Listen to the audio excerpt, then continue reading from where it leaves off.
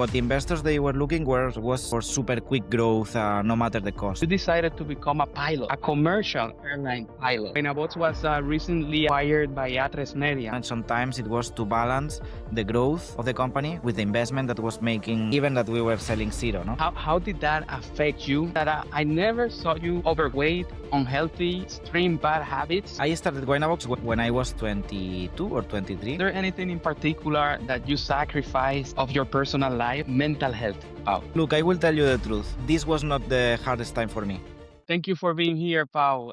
Really appreciate you taking the time. For those who don't know, Pau is the founder and CEO. Well, he was the CEO before of Waynabox. Now he's the VP of Growth.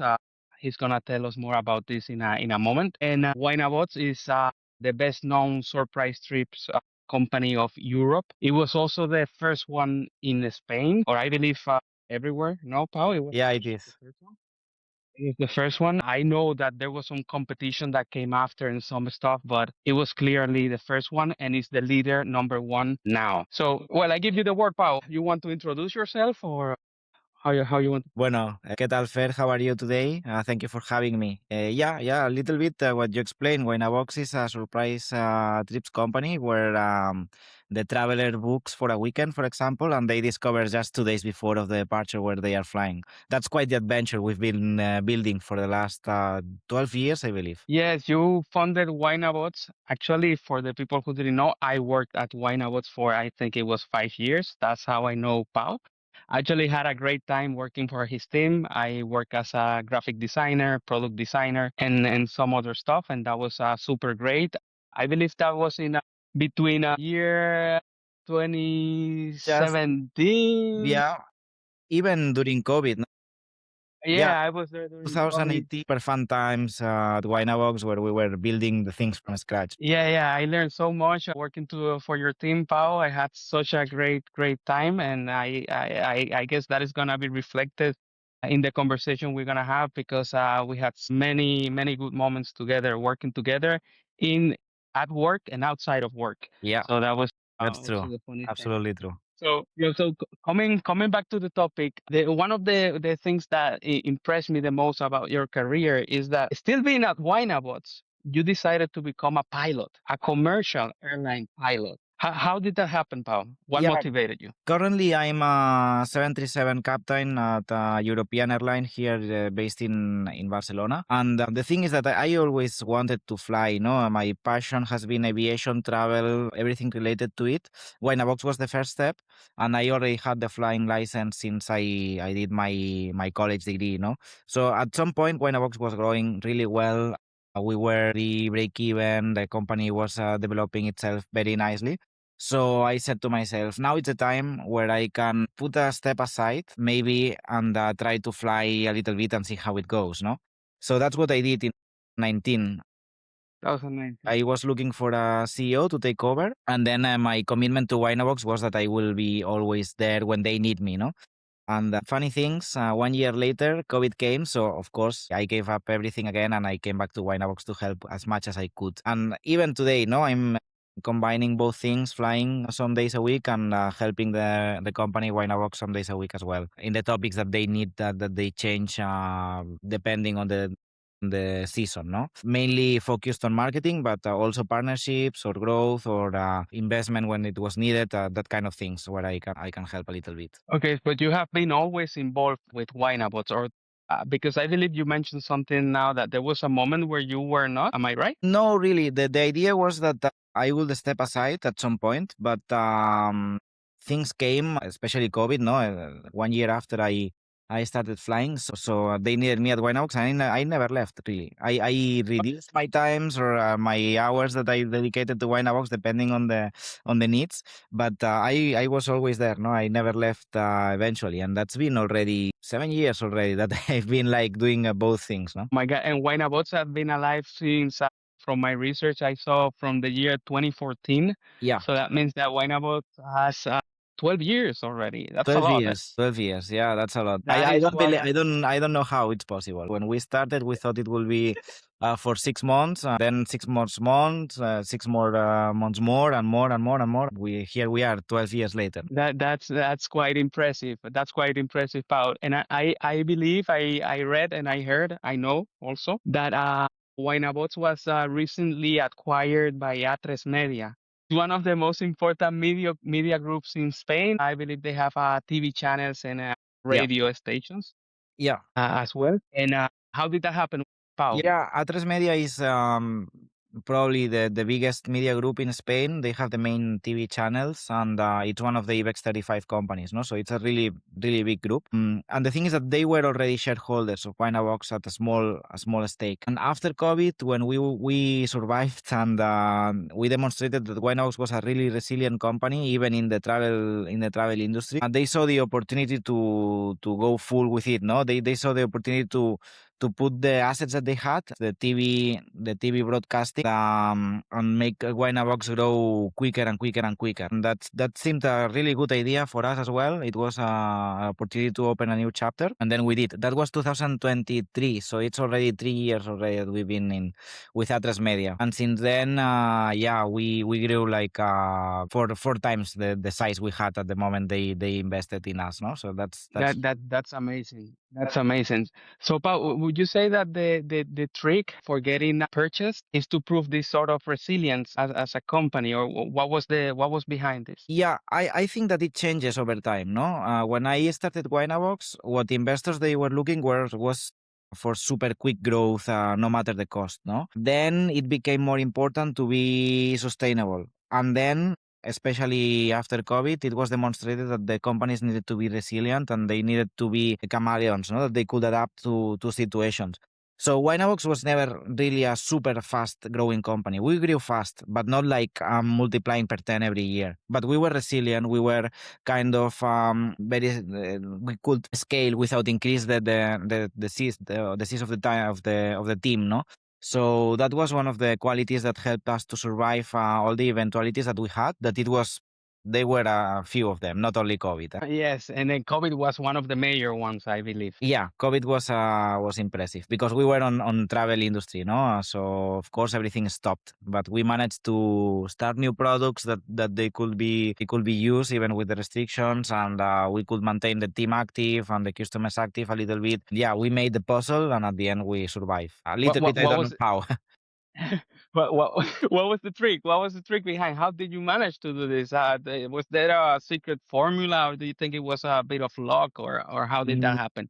There were a lot of small pieces, a lot of small pieces. On one side, we had to maintain the team because we had a lot of work to do. Even that we stopped selling, we had to do changes to reservations. We need to refunds. We need to manage bookings. We had to do a lot of things. So we had to maintain the team. But on the other side, the cash was going down, down, down, down, no, because you were not making any money.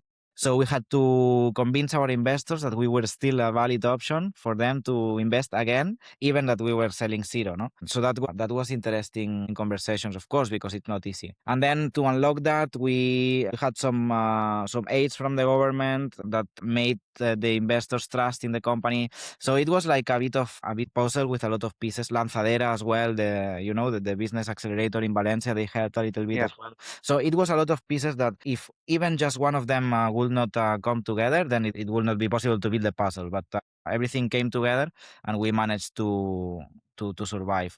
And it was like a situation that was evolving every day. No, every day we had a new rule or a new restriction that we had to change the product. We needed to change how we were approaching things. The time that we needed to be in that situation. No, we didn't know. So yeah, it was interesting to see now in hindsight. Yeah, yeah, and I remember that in that moment, we did the translation from airplane surprise trips to road trips. Yeah, That was really cool, really that interesting was really because of the cool. restrictions. And Yes, 6 months, yes. the government they banned trips by car as well, no? So that's the And and then correct me if wrong, if I remember correctly, then we did some surprise dinners and some yeah, other experiments. Yeah, I remember exactly. that. That was super fun. So, Pau, how did that affect you personally? Now speaking more less about Winabots, now we're gonna speak about Pau. Yeah. how did that affect you as a person, seeing that your company was under menace, potentially closing, Yeah. and not knowing what was going to happen? How did you take that personally? Look, I will tell you the truth. This was not the hardest time for me at Waynabox at all. Because It was actually, not. no, because it was happening to everyone, no? So it was not my fault. But the other times that the company was at the edge of closing, it was my fault. So it's different. Of course, it was challenging. It needed us to be focused. It needed us to be there working on a problem that nobody knew how to solve. But that does not mean that it made a toll on me personally, like on stress levels, or I mean, I think we could manage it quite well. There were other situations in Winabox in the past where I took wrong decisions, or the pressure was 100% on me, and that's different. Then it's when you feel, okay, if I screw this up, it's me, Okay. and it's only me. And in this situation, and there was everything was upside, we could survive, and it will be a team effort, it will be all of us, and if we failed, it will not be fault of anyone. So that was interesting, actually. At the end, it was a Okay. challenge that it works to play. Of course, there was a lot in play, a lot of money from a lot of investors, don't take me wrong, it was important, but if we would fail at that time, it's what it will be. We did everything we could. That's the thing that I always said to the team. And in Winabox, especially at the time that when I went flying and everything, no, I always told them and the investors, I always be here to, if the ship is drowning, I will be here to be the last to go down. Until the end. What we did in every situation, and COVID especially, no, and we survived Yeah. Like a good captain. Like you are a good captain. like a good So, captain. so yeah, about what you just said, something caught my attention, and is that you mentioned making the wrong decisions or mistakes. Is there any particular mistake you made in your career at Winabots that you regret? I mean, a lot. I started Winabox when I was 22 or 23. I didn't know anything about marketing, about finance, about managing a team, and let alone launching a new product that did not exist before, so nobody knew how to do it. No, so everything was new. Of course, there were mistakes to be made. I mean, I did a lot of mistakes, but I don't regret the decisions that I took because I took them with the information that I had at that moment. But particularly, the sweet point or the difficult part that it was difficult to manage sometimes, it was to balance the growth of the company with the investment that we were making in teams, or technology, or marketing. You know, sometimes if you grow too much and you don't invest, you die. And if you don't grow too much but you invest, you die as well. So there is a sweet spot, no? And usually we got it right, but at some point we got it wrong, and we had to reduce team at some point. We had to take difficult decisions, no? And that's 100% on me. I totally get it. And when you have to reduce the team and you have to put the face to the team and say, hey, this group of people, this group, this team, you have to be out of the company. How does that affect you as a CEO when you have to take these decisions and not only take the decisions, but give the face Yeah. and communicate? I mean, it's difficult, no? It's letting people go is the most difficult thing that a CEO has to do. Honestly, there are two reasons why you will do it: because it's your mistake, or because you really need to let the people go, no? When it's your mistake, it's when it's more difficult, because obviously it's not their fault, but they have to go or you die. So yeah, it's not easy. I have to say, no, you think about your words a lot before saying them.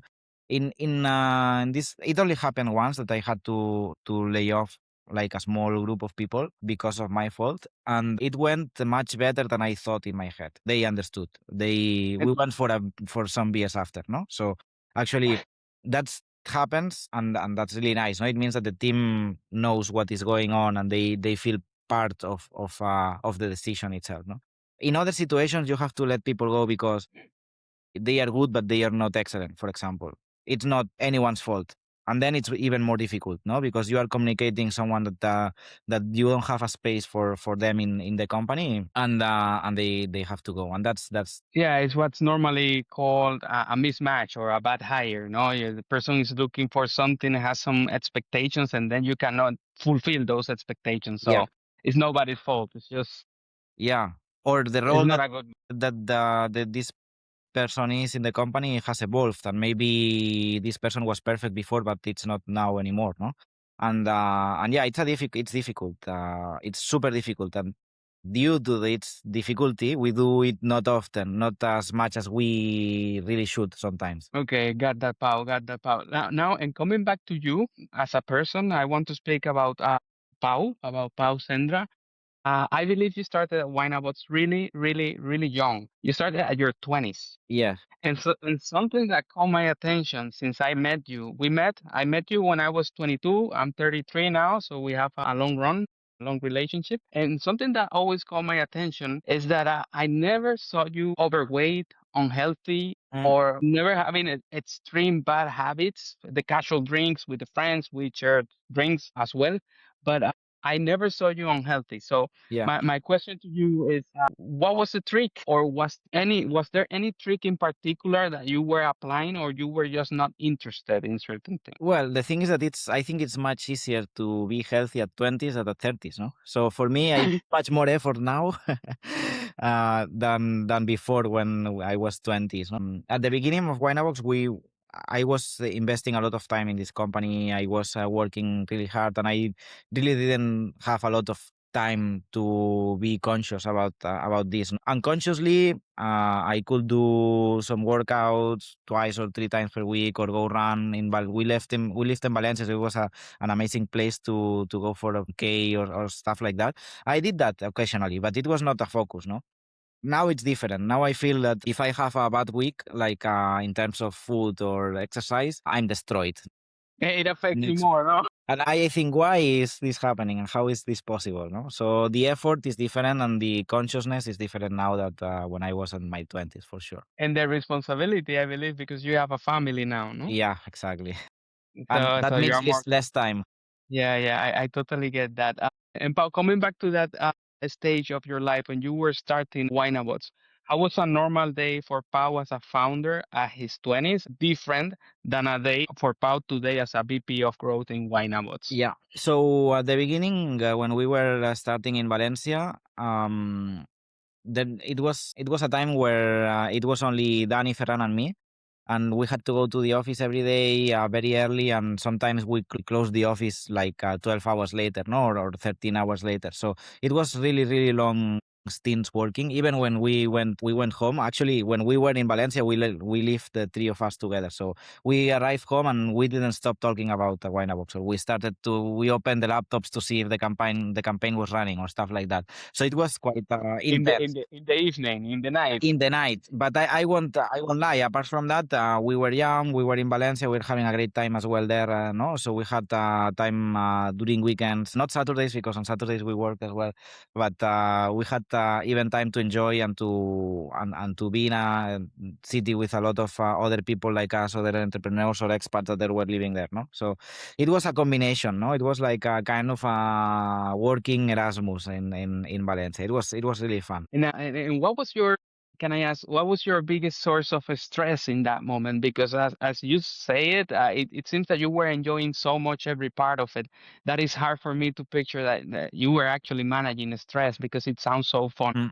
Yeah, I mean, it's fun, but of course you have pressure. You need to deliver. And the first year, I needed to get a product on the market that works and that scales. Then, when the product is in the market, we needed investment. So that's a source of stress, of course. Luckily, we were good with the growth. So the first investment, first fundraising was quite fast. So that was nice. But then you have the pressure from the investors. No, you need to deliver what you promised. You need that growth. You have maybe 1 year or 1 year and a half cash in the bank if you don't get the next fundraising within that time, and it takes 6 to 7 months to close. So you actually have 9 months to deliver. You will close the company. So yeah, the stress, the pressure came from surviving. No, to what's the next step? What's the next level we have to achieve? What's the next thing I need to do to make this not die? No, so that was like the main pressure. But at the same time, it's a challenge that's stimulating. No, and you know that you will do your best, and if you do what you have to do,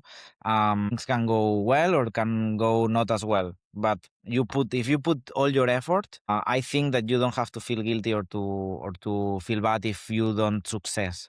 That take 90% of the stress away, really. That is a great advice. That is a great advice, I believe. So, Paul, about managing stress, particularly that you are speaking now, how did you manage stress in that moment, and how do you manage stress now? Different, what is different from before and now? I don't know if I'm a really good example because I think I'm particularly not really stressed usually. Like I can have difficult situations in front and I try to see the options that I have, and I really don't have high levels of stress. So I don't really need to manage that a lot. No? Especially I have a stressful job now as well, which is flying an airplane with 200 people, no? And sometimes things happen and you have to face stressful situations. And the most important thing is to breathe for a moment, take a step back, see your options and take a decision. No? If you do that and you do that with your best knowledge and the best information that you have at that point, you are doing your best, no? And that's how I try to cope with it. But I don't really usually get a lot of stress really. If it's in For my me, hand, I try it's to solve it. If it's not, I mean, I try to solve it as well. but it sounds like a solid approach in my opinion. It sounds like a really resilient way to see the things, and it makes you kind of flexible and strong. I like that approach actually. So, Pau, one more question about the story of Wine About. Was there any moment in particular where you thought, you know what, I'm quitting. This is not for me. Yeah, there were a lot of moments where we didn't know if that will survive or not, if that will work or not. So yeah, quitting. I mean, not quitting because I always thought that this company I will crash it no matter. So that means that I will be there until the end. I mean, so quitting as itself, no. But at some points, I thought, okay, this is not working. This cannot be possible. No, will not survive this. So yeah, that happens. But quitting by itself, no. I always thought I will be the last on leaving this company, no, for the appreciation that I have for the people that they are working there. And you are still there. Like the other two founders are not there. I mean, Danny is working part time for Waynabox, I believe. I'm not sure, and Ferran is not working at all for the company. Yeah, Is that right? I'm the last standing founder in Waynabox. Danny helps us eventually and some particular projects, which is really nice, and we have a really nice relationship between the three of us. So that's nice that I can count with them whenever I need. That's amazing. Really important too. So, Paolo, was there anything in particular that you sacrificed of your personal life to make Waynabox happen? Of course, in my 20s, some people may be enjoying more the free time that I could maybe, no? Because especially the first 2 years, 2 years after that, it becomes more stable, no? You have the challenges that came time to time, but you start to learn how to balance, no? And if this will be for 10 years or 20 years, you really need to balance your time in the company and with friends and family and so on. So maybe I could say that the first 2 years were more intense. Then, of course, when the challenges, there were particular parts of the year when fundraisings were happening or when there was some pressures that I had less time. But on the other parts of the year, I could really balance really, really well. No. So yeah, no, my approach has been always quite chill on that side. I think that most people sacrifice a lot, not just starting businesses, but also working for a third party company, working in a big four. I guess they sacrifice more than I sacrificed at Winabox for sure. And at the end, Waynabox is yours. That is part of the dilemma that many people live when they are working for someone else. No, I'm investing the time, I'm putting the hours, but the company is not mine. So, but you have the salary, no? So it's a sort of a trade off Yeah. where you are having a bigger bet, but more to lose and more to win. Yeah, but I mean, there is nothing bad. Working with for another company, you could have challenges and you can have opportunities that you will not have if the company is yours. Bigger projects, I don't know, which is really nice, no? And the ambition can be really, really, really interesting that in that side as well. But what I mean is that people work really, really hard there as well. So doing long hours and yeah, sacrificing a lot, not only when you start a business, but also working in others' company. Yeah. So totally agree. I have been through that. I have lived through that, so I can speak personally about this. So, Pao, do you regret of not having had this time of, as you said before, not having the same kind of fun or the same time to have fun as other people in their 20s? Really no, because when I think about Valencia, I walk on the streets where the company was or where I lived. I have really, really nice memories, no? So I really appreciate the time that I had in when I started the company in Valencia, and that I don't imagine that in any other way. Okay, cool, Pao. Valencia is really pretty, actually. We have been there together. For the people who haven't been in Valencia, I think we both totally recommend. I think you recommend too. I recommend Valencia. It's amazing. Really, really good life quality there. So, Pau, about bad habits. Do you have any bad habits right now that you could mention? That's a tricky question, no? I mean, I'm a pilot, so I don't sleep really, really well. One week I wake up really, really early in the morning, and the week after I go to bed really, really bad, really, really late. So sleeping is not my best quality, I would say. Also, I would like to eat better sometimes, but time is what it is, no? So that's it mostly. Yeah. How many hours of sleep did you have last night? I went to bed at 11 and I woke up at 7:30, so more than 8. That's it. But That's I all. didn't fly today, so today. And I woke That's up I woke up 2 or 3 times in the middle of the night for the kids. So I totally get it. Being a father is another job. So now you have three jobs. You're working for Waynabox, you're working for your commercial airline stuff, and then you're also a yeah. father. That's a lot. So Paul, you mentioned something about working out. Do you currently work out? What do you do? Yeah, so I live 1 week in Barcelona and 1 week near to Girona, near to the mountain. So I really enjoy going to the mountain to do some trails and to run up and down. That's the most fun thing I do. But then when I'm in Barcelona, I hit the gym and I lift weights. No, that's what you can do in a city, I think. Amazing. That's amazing, but that's quite solid. Just doing the minimum is already a lot, I believe. Many people who don't do the minimum or that cannot do the minimum, and you have the chance to do it. That's Mhm. already a game changer. Paul, do you have or have ever had in the past a personal trainer? No? Yeah, I had before COVID, maybe 2018 or 17. I've never been more fit than at that time.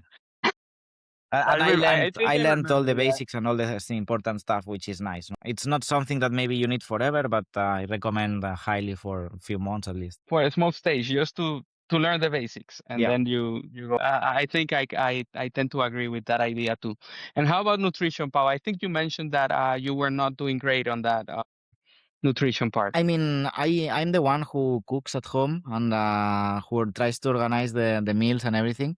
So sometimes it's difficult to please everyone. No, we are like four at home. No, so I have to cook for everyone. And some people, some they don't like vegetables. The other doesn't like fish. So what the hell? No, it's difficult to maintain a proper diet sometimes. A lot of pasta, stuff like that. But as much as I can, I try to include proteins in every Amazing. to dinner a little bit and try to reduce those meals that are 100% carbs, dish of pasta or things like that. But I do that on emergency. Okay, but sometimes you have to do what you have to do, and that's it. I am the kind of person who believes that there is not a bad or good. It's what works for you, and extremes are never good, no? Yeah, and there are So some weeks that I order a lot of food because I literally don't have time, or I enjoy as well going out for dinner or lunch sometimes. So sometimes I mean once or twice per week for sure. So yeah, I mean it's a balance, no? I think. yeah, yeah, I think I agree with you. So one thing, Pau, do you have your phone nearby? Yeah. Yes, open your phone. Go to the settings. Vale, sí, Type. Are you in the settings? sí.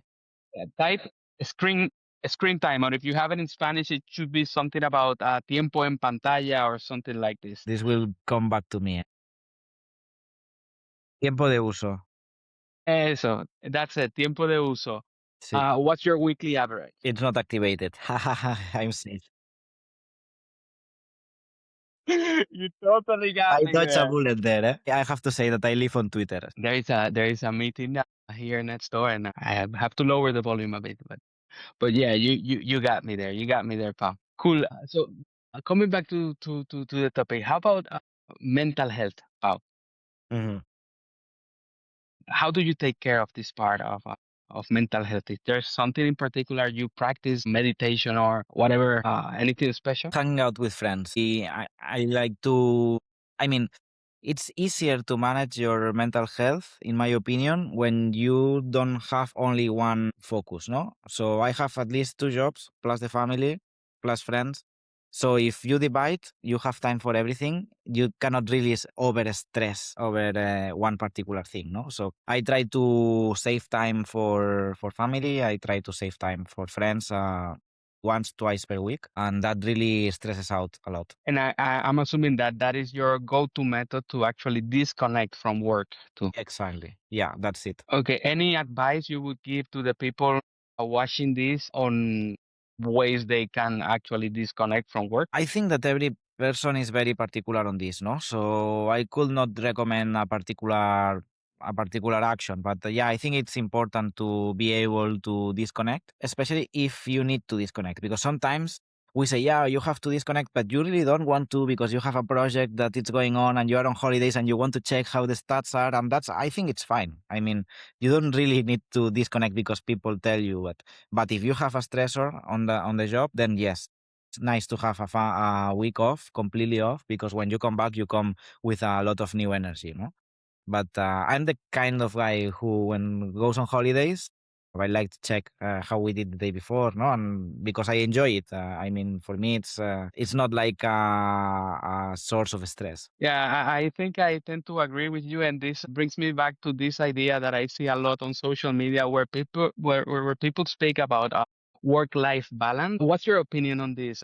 I tell you mine first. I am the kind of person who believes that you have one life and that you have to balance that Yeah, life. And that life, you work and you also have to have yeah. fun. You need to spend time with your friends and your family, but it's the same life. What's your call on that one? Yeah, I think that if you work on something that you like, that's the most important thing that you can do, because you spend at least 8 hours a day working, no? If not more. So it's nice if you enjoy it at least, no? So that's important because it's one life, as you said, no? This is an important part of your life. So if you're not enjoying it, then make something to enjoy it. I don't know what. Make challenges yourself or try to learn Or something change? new or change or whatever. But it's simple. It's compulsory that you enjoy the 8 hours that you are working, no? And yeah, at some points, I think I live different stages, no? At some stages of my life, I was really focused on Waynabox, because that was the thing that I wanted to move forward and everything. Now I have an amazing team who is doing a great job, and they need me sometimes and I help, but it's not that much. If I'm not there, it does not die, no? So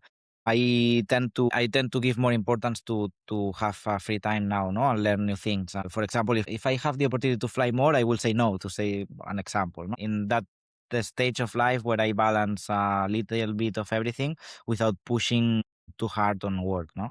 But Okay. that's a stage. That's maybe in 1 year or 2 years I will push hard again with some of the And parts of it, my life. and it's something you earn too. It's something you earn by working hard in another stage, as you just mentioned. So, Yeah, that's a nice way to see it. Yeah. of course.